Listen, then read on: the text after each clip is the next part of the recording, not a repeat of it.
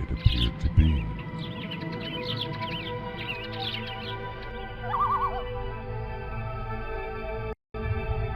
Would you be able to tell the difference?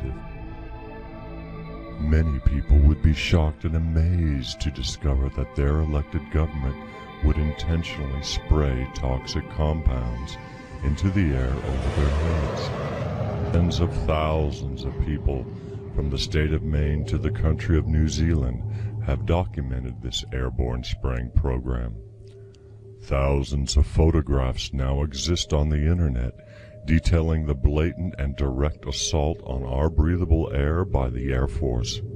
The evidence, as we shall discover, speaks for itself.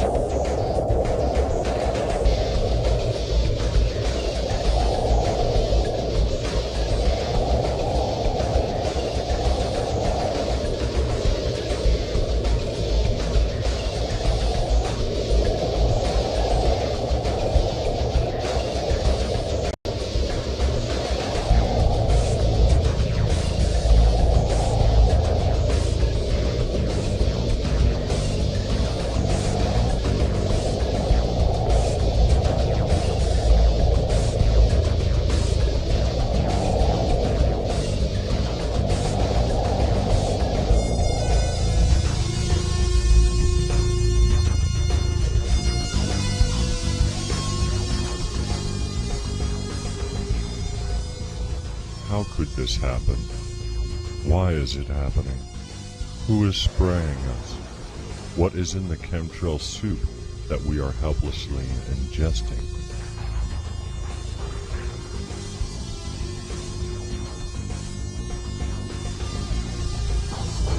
Normal jet contrails are formed above 30,000 feet and last only a few seconds. Normal contrails are created very rarely and are caused by the intense heat thrown off of jet engines as they climb towards their cruising altitudes. Designed to appear as normal contrails, chemtrails, on the other hand, do not occur from the mixture of engine heat and water molecules at high altitude.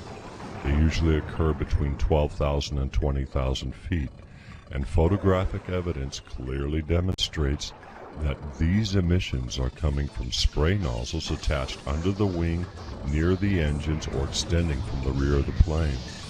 As these satellite photos clearly demonstrate, chemtrail spraying has been designed to occur in such a way as to make them appear as normal cloud cover moving into a given area.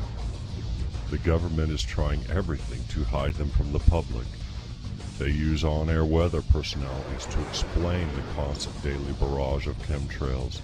The weather satellite pictures used on regular TV channels are washed electronically to remove the obvious line patterns.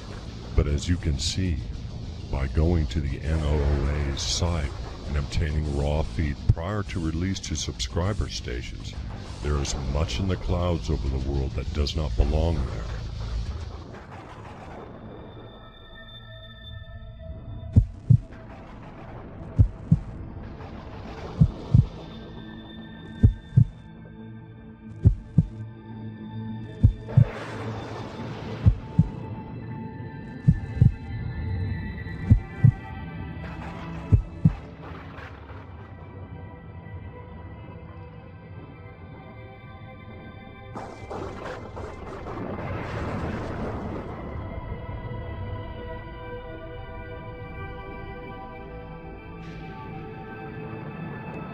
Studies done by independent laboratories indicate that the following elements can be found in chemtrails as well as in our rainwater. One scientist in California, using the proven NASA technology of resonance imaging, verified these elements as well as many others. It has been found that polymer fibers are used as a binding agent for the desiccated red blood cells. These blood cells are peppered with pathogens known to be harmful to human health. Over a 3-year period starting in 1999, researchers have discovered a veritable shopping list of these pathogens in increasing strength. Many doctors and hospitals have, since 1996, indicated that death and illness of their patients from unknown airborne ailments has increased a whopping 3,000% over previous years.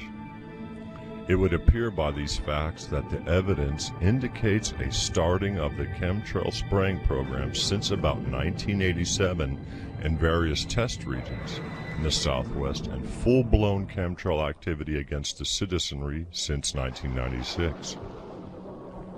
Try this interesting test yourself. Go through the photos of you and your family as far back as you can and see if you can find any chemtrails in these pictures. One of our producers has found photographic evidence as far back as 1984. National Geographic magazine, well known for their excellent outdoor photography, shows the appearance of chemtrails in that same year. A perusal of back issues from your local library of any outdoor magazine, such as Field and Stream, will show chemtrails over U.S. cities as early as the mid-1980s.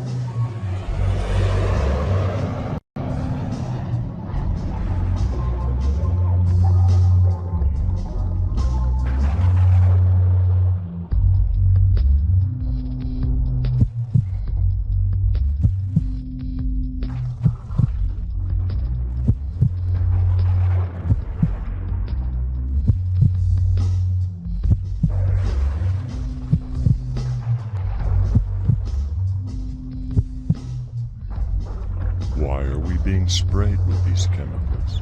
To what purpose? Much speculation has been spent on the reasons.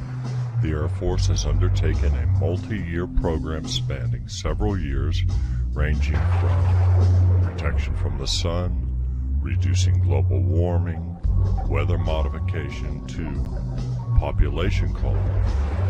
Despite numerous attempts by thousands of concerned people to get answers from the Air Force and the government and various senators, no information is yet forthcoming from those responsible for this, certainly the greatest visible crime against humanity the planet has ever seen. Let's look at each of these theories in turn.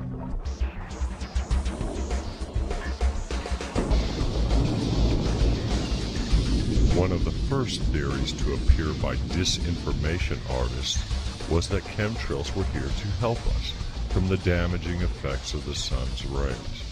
At first blush, this appears to be plausible, but it does not explain the well-documented sprayings of aircraft mainly over large population centers, while ignoring obvious hot spots like barren deserts that might deserve such constant daily spraying. This explanation also doesn't cover the desiccated red blood cells loaded with harmful pathogens. This theory was further weakened when it was discovered that much of the spraying happens to occur at night under the cover of darkness. Clearly, protection from the sun's rays is simply misinformation dangled to those who are chemtrail aware so that they would go back to sleep.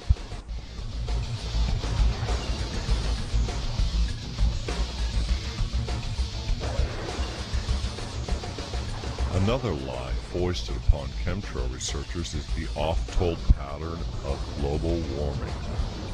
The idea presented is that the globe is overheating, and that chemtrails are the answer, causing a decrease in temperature. This hopeless fib is easily destroyed by the following facts. Chemtrails are sprayed at night, when the sun is beyond the horizon. The chemical makeup of chemtrails belies this and other theories. What do anthrax, spores, and lupus have to do with deflecting heat from the planet? If saving the planet from global warming were the actual goal of chemtrails, why hasn't the government come forward to use this as a publicity coup? They could certainly use some good press, and who isn't for saving the planet? Yet another idea presented is that our and other countries have gone over the edge and are playing God with the weather. Although there is a good indication that there might be aspects of the chemtrail program that lend itself to weather modification, it still does not fit all the facts. In fact, if changing the weather via chemtrails were the answer, why the secrecy, the lies, the cost which must run annually into the billions of dollars worldwide? Why then would the government feel it necessary to add harmful desiccated red blood cells to the mix? Cloud seeding has been successfully demonstrated using silver iodide particles since the 1950s. If changing the weather were the reason, why are there no harmless silver particles showing up in the lab test and in the resonant imaging? Again, this appears to be yet another lie unleashed upon chemtrail researchers to get them thinking and looking the other way. The last theory is so heinous in conception and execution that we dare not mention it, except for the bizarre reality that it fits all the known facts regarding chemtrails. Let's look at those facts now. Fortunately, we have some 4 years of intense study into the problem of chemtrails, and the following facts are not disputed. For reasons that will shortly become apparent, given the data collected, we know the following. Fact: chemtrails are loaded with pathogens deadly to the human organism. Fact: chemtrails are definitely aimed at the major population centers, though even the backcountry of America, Australia, and other areas of Europe receive chemtrails. Certainly not with the intensity and frequency of, say, Los Angeles or New York. Fact: much of the spraying occurs at night. Fact: chemtrails contain various heavy metals such as titanium, aluminum, barium salts, and other toxic metals. Fact: most of the spraying is carried out by NATO air forces in their respective countries.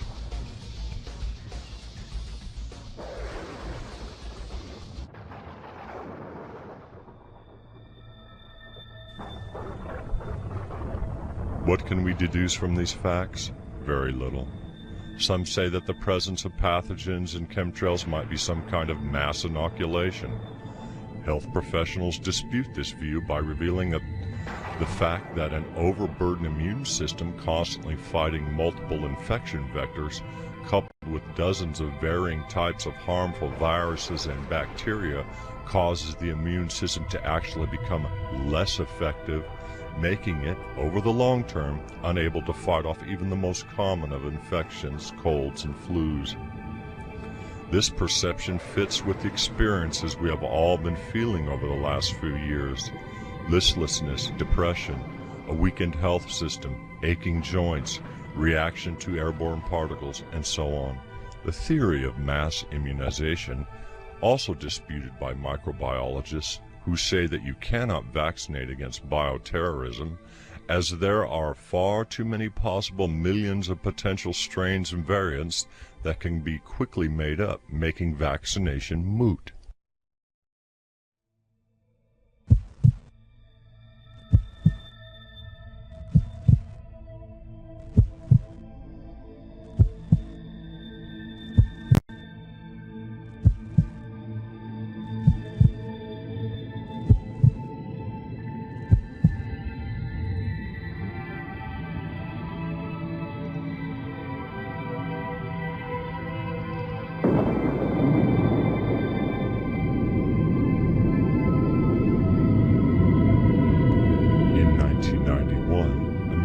Was at war with Iraq in what is now known as the Gulf War.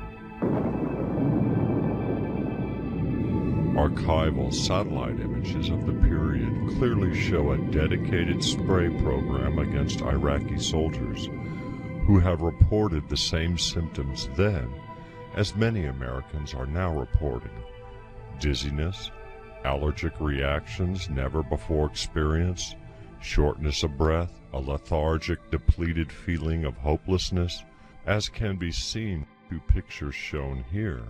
Whatever was aimed at the soldiers of Iraq in 1991 is currently being aimed, right now, at millions of people each and every day across the globe.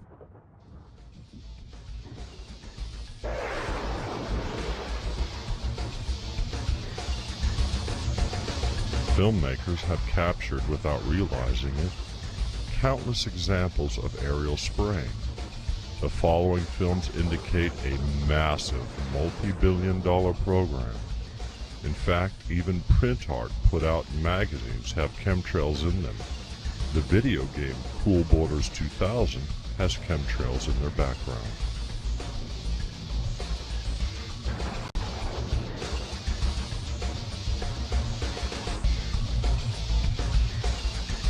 Researchers have gone to great lengths to contact dozens of senators and congresspersons, as well as the military, to no avail.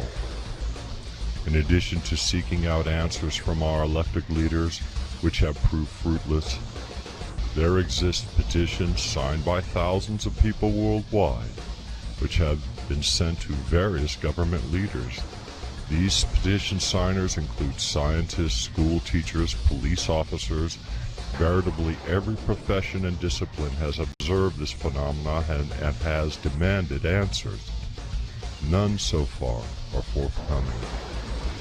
Again, the government's response to this has been silence or denial that chemtrails exist, the usual answer being that these are normal contrails. Dozens of letters exist on the internet from congressmen and women denying chemtrail activity. The Environmental Protection Agency has flatly declined air test samples sent into them.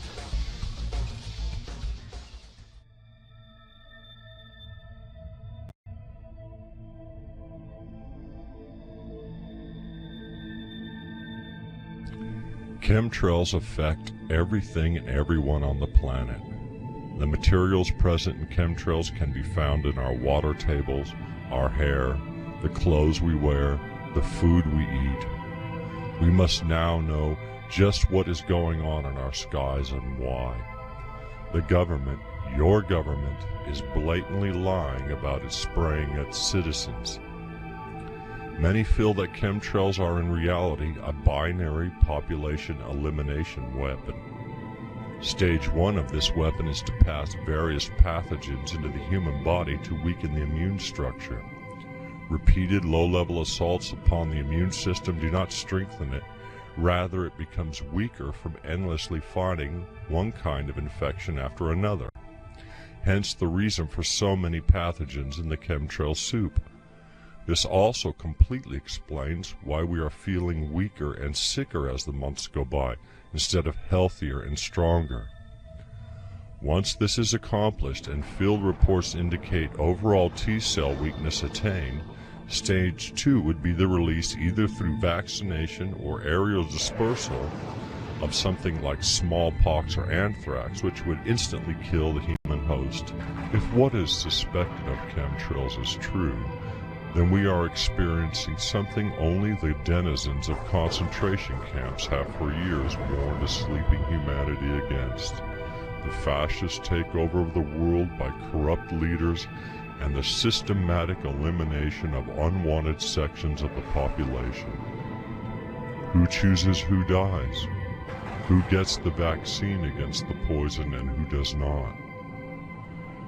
There is an old adage regarding the game of poker: if you cannot tell who the sucker is, then it's you. This axiom applies to the chemtrail phenomena as well. If you do not know why or what they are doing to us, then the purpose of chemtrails is probably against our well-being. There is, however, a very proven technology available to us that can thwart chemtrails.